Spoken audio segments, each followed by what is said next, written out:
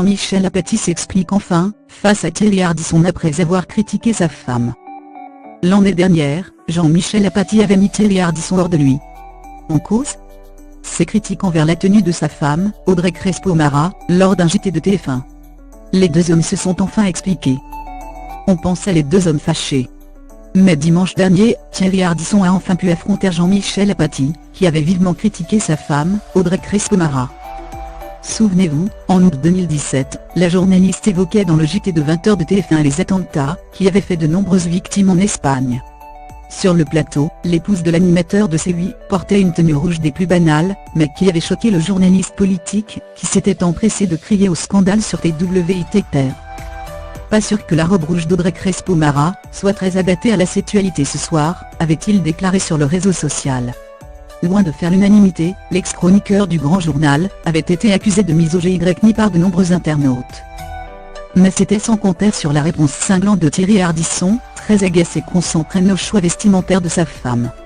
Dans les terriens du dimanche, l'homme en noir avait sévèrement taclé Jean-Michel Apathy, avant de lui faire un doigt d'honneur face caméra.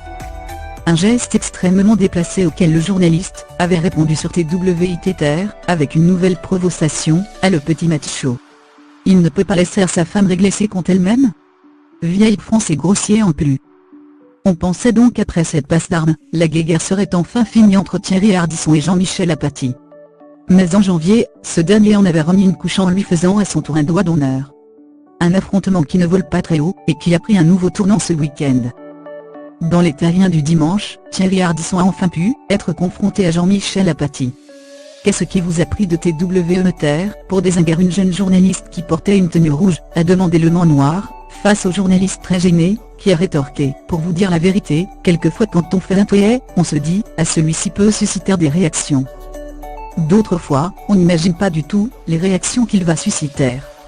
Et le tweet que vous avez cité rentre largement dans la seconde catégorie. Jean-Michel Apathy a poursuivi son explication en réaffirmant que le fameux look rouge d'Audrey Crespo-Mara n'était absolument pas adapté alors que le climat était à l'émotion. Il y a à la télévision comme ailleurs des codes vestimentaires. J'ai trouvé que là, le code n'était pas respecté. Ça ne me semblait pas être une affaire d'État, mais les gens qui s'occupent du journal de TF1 ce soir-là m'ont paru avoir une absence. Ce que j'ai voulu marquer dans ce tweet, a-t-il ajouté, avant d'assurer qu'il avait fait non pas une leçon de journalisme mais de stylisme. Pas de mea culpa donc de la part de Jean-Michel Apathy, qui a au moins crevé l'ABC avec son meilleur ennemi.